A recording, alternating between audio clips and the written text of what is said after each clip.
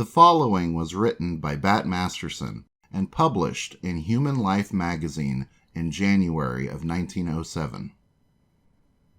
I have been asked by Human Life to write something about the noted killers of men I am supposed to have personally known in the early days on the western frontier, and who of their number I regarded as the most courageous and the most expert with the pistol.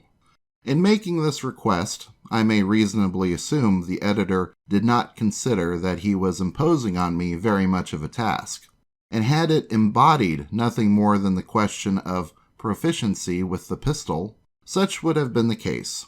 But in asking me to offer an opinion on the question of physical courage as sometimes exemplified by them under nerve-trying conditions, he has placed a responsibility on my shoulders that I hardly care to assume.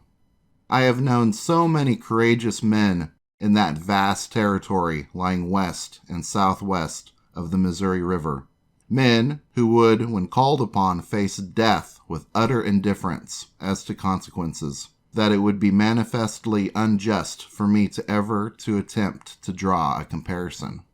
Courage to step out and fight to the death with a pistol is but one of 3 qualities a man must possess in order to last very long in this hazardous business.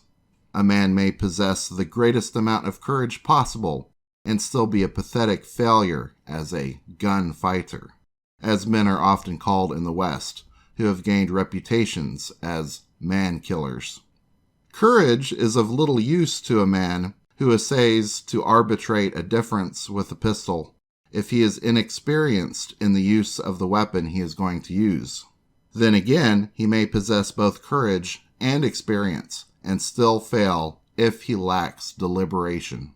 Any man who does not possess courage, proficiency in the use of firearms, and deliberation had better make up his mind at the beginning to settle his personal differences in some other manner than by an appeal to the pistol.